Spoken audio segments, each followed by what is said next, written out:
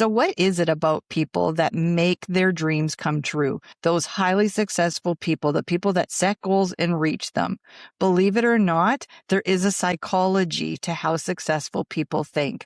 They do think different than the people who dream up ideas but never take those steps, or the people who take a couple steps and quit, or the people who procrastinate nonstop. There is a real psychology to this, and this video is going to go over all kinds of tips and things that actually work for you to reach your desired outcomes as long as you follow them. First and foremost, the number one thing that I have learned from doing my job for all of these years is that people who are successful get rid of this idea that they have to feel like doing something to do it. That is the number one trap we fall into. We've got goals or an outcome we want to reach, and we get stuck in this idea that we're supposed to feel like doing the thing we have to do. Get that out of your head. You're not going to feel like it. So you might as well accept it. And as time goes on, you probably do start to feel like doing those things. But at the beginning, especially when you're creating a new habit, hell no, you don't feel like doing the things. So get that out of your head. If you wait to feel like it, you're never going to do it. And then you're perpetuating that cycle of self-sabotage. So let's dive into all of the different ways successful people think. What is the psychology of successful people?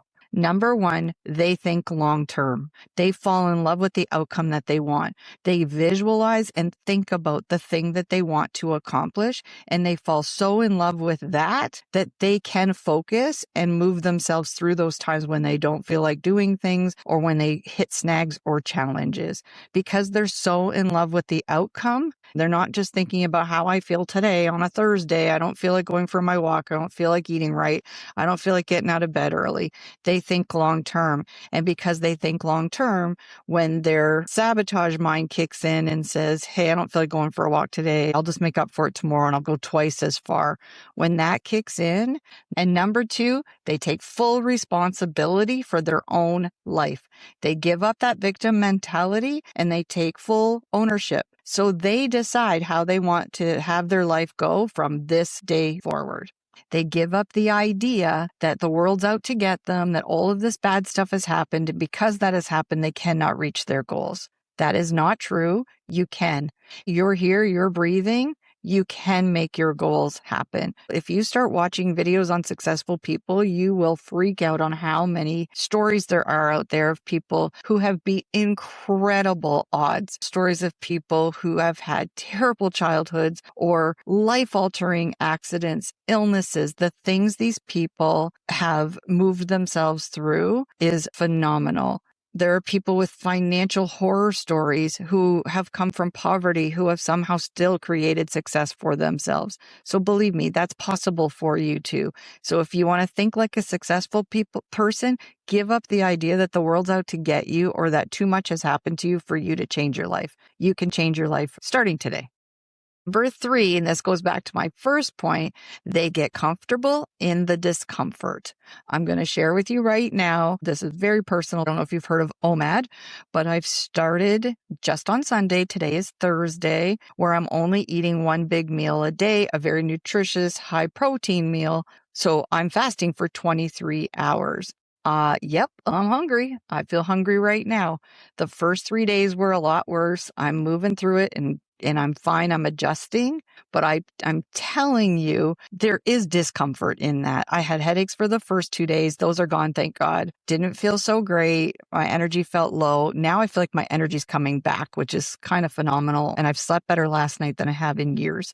So successful people get comfortable in the discomfort because they're in love with their outcome. They tell themselves, shut up, get out of bed, go for the walk, because the minute you start, and especially when you're done, you're going to be so happy you did it and you moved yourself one step closer to getting to the thing that you want.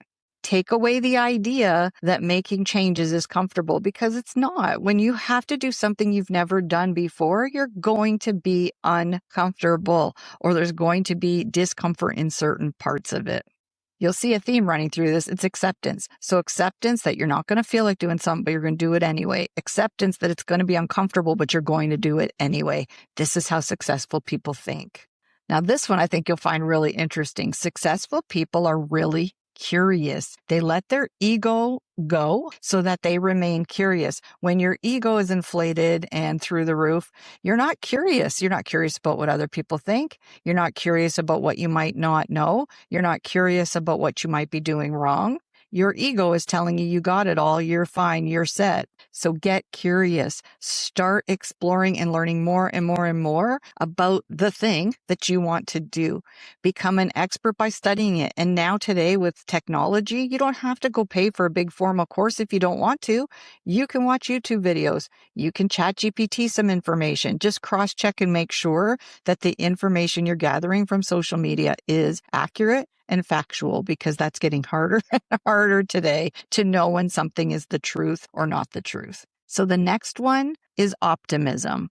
And this isn't about walking around in this unhealthy state of too much positivity where you're not realistic. It's optimism in that you pair it really well. You've got hope and you've got optimism that what you're working on is going to work, but you're realistic enough that you're not living in la la land. You are optimistic that even though you're going to face some challenges and there's going to be some difficulties, you're going to get through those. You're going to meet those challenges. So when you hit a snag, your optimism knows how to kick in and say, okay, maybe you need a breather. This is part of the process. I can share with you some stories from my own life, or maybe I'll do that in another video. But I have had times where I really thought, like, are you kidding me? Why is this not working? Why do I feel like everything is piling up against me? When you have a mindset of optimism, it's not that you don't acknowledge that these challenges are real. You understand that your emotions are completely justified, and it's okay for you to feel bad about the things that are happening, to feel angry or frustrated or sad. Those are just normal emotions. And to give yourself some grace and some time, maybe you need to go take a break. Maybe you need to leave this project for a couple days if it's possible, whatever it is, so that you can reset. Here's a big one. This is another one on how successful people think. They are self-aware. They make sure that they're paying attention to everything, really. They're paying attention to their own body language. They're paying attention to their tone of voice, how they connect with people, how they're taking in information. They're aware of their self-sabotage patterns. They're aware of their, self-talk, their attitude, their level of complaining, their lifestyle habits, whether they're healthy or unhealthy. Successful people are paying attention to themselves and paying attention to the people around them. When you're self-aware, you will grow, because if you choose to pay attention to your patterns and your behaviors, then you can hold on tightly and keep growing the ones that are working well for you, and you can change the ones that are harming you or harming the people you're in relationships with. You cannot become successful. No, I'm going to take that back. I think there are many people who are successful who aren't self-aware. So I'm going to take it back. There are people that have access to money and have huge successful companies, but they are not self-aware, and they can leave a whole trail of pain and harm in their midst. And maybe this is why we have to define what successful is. For some people, it is the titles, it's the power over others that makes them feel successful. If you have narcissistic qualities and you lack empathy and you're not worried about what you're doing to others, then I guess in your head, you're successful because you've reached whatever those pinnacles are and you've got power and you've got money. That's not true success for me. Human connection, helping others, living a purpose, having good relationships, feeling good about myself, that's success for me. Part of self-awareness is reflection. I'll give you an example. If you're talking with somebody and you end up in a little bit of a, I'm not saying a fight, just a disagreement. If you aren't self-aware, then the natural go-to is to blame the other person for what just happened, or to be defensive if they try to give you feedback that maybe it was something you said or did. A self-aware, successful person knows that they have to think about, what was my tone of voice? What was my body language? What were the words that I used? How did I say that to them? Because the delivery of what I said will have a huge impact in how they received that information. So when you're self-aware, you do a lot of reflection. You can reflect at the end of the day and say, okay, how did I do today? Did I do the things that I said I was going to do? What were my successes and my wins? Make sure you're looking at those too, because reflection isn't just on what we've done wrong. Reflection is on what we've done right, so we can continue to do it and build our confidence. Okay, now I'm going to give you very practical, clear steps on what you have to do to start thinking like a successful person and start working on your goals and your dreams. First, number one thing, so important. I want you to sit with your idea or your dream, and I want you to really visualize every single thing around that goal. What's it going to look like when I have it? How am I going to feel? How is it going to impact my life? How is it going to impact the lives of others? And I want you to write all of that out. Create a whole vision of what this is going to look like and how this is going to change your life or the life of others when you achieve it. This is so important. You have to do this step because you are going to come into some roadblocks or challenges along the way. And if you don't have that picture clear in your head, it is going to be so easy to go, oh, screw this. I'm moving on. I'm not even going to try to achieve this anymore. So please, number one, fall in love with your dream or the outcome that you want to reach. Number two, start writing out all of the steps, all of those things that have to get done for you to reach those goals. And then I want you to create some milestones. You need to be able to celebrate some wins along the way.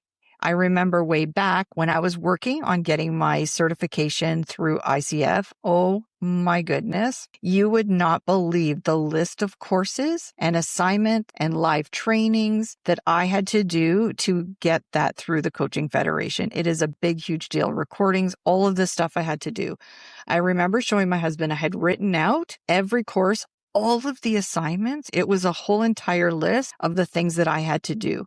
And I showed it to him. He goes, why would you do that? That is so overwhelming. Like, that is a giant list. And I said, because I'm going to highlight each one as I go. And eventually I'm going to look at what I've already accomplished. And I'm going to tell myself, okay, you're over the hump. And now you've only got these 10 things left. That's exactly what I did. And every time I highlighted one off, I was like, yes.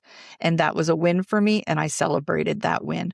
So I want you to have some milestones so that you can celebrate, because every milestone means you're closer to the outcome being reached. And then I want you to take all of the big tasks and break them down into small tasks. So if your goal is something that is going to require time that you just don't feel like you have, then break it down into 15 or 20-minute tasks, because you can surely find 15 or 20 minutes in your day if you're committed. And yes, you may have to get up 20 minutes earlier. You will not die, I promise. Or you will take less of a break at lunch. Just commit yourself to these small windows. And then once you've got that big chunk broken down into little tiny pieces, here's your next step. And this is super important. And I've done this with so many clients I can't count, and they will all tell you that this works for them. I want you to schedule those tasks into your calendar. They have to become set in your calendar like any other appointment, and you need to treat them like that. So put them in your calendar, and in your mind, you have to start creating a mindset that says, no matter what, that's a thing I have to do that day. I cannot go to bed without that done. And yes, I know life can happen, but if you, for some reason completely out of your control, can't do the task that day, then it has to get done either the next day or before the end of the week, and whatever additional tasks you're supposed to get done that week get added on. So that week ends with your task done that you said you were going to do. And then your final step is to surround yourself with people who you don't need them to hold you accountable, but you need to surround yourself with people that keep you really inspired. Maybe it's real life people around you that can encourage you and keep you going, and that's great. Or it's people on YouTube, podcasts.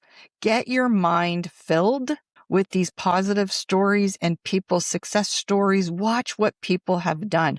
Start absorbing yourself into the world of successful people and take it in and listen to their mindset. And then separate yourself from activities or people who drain your energy, who are balloon poppers. You know, those people where you tell them you have an idea or a dream and they instantly give you the reasons why it won't work and pop the balloon. Get away from the negativity as much as you can. Successful people just know that if they do the things they're supposed to do to get to where they want to go, they will get there. So if you follow these steps in your tasks, then guess what? It's impossible for you not to succeed because you followed all the steps that you have to.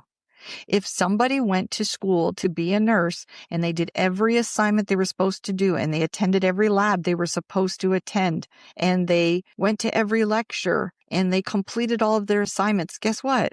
They're a nurse at the end of it. It's the same with any goal. Set your goal, do the tasks that are necessary, whether you feel like doing them or not. And on that note, let's just use the nurse example again. I don't think any nurse ever during the process of their education said, I cannot wait to write that thesis paper. I cannot wait to have to go and look through 85 peer review articles to figure out what I'm going to use for this paper I have to write. I don't think any of them said that. They just did it because they had to. That's how you have to start thinking if you want to be successful. I don't feel like doing this, but I'm doing it anyway. So until next time, remember, be that leader, the one who empowers, connects, inspires.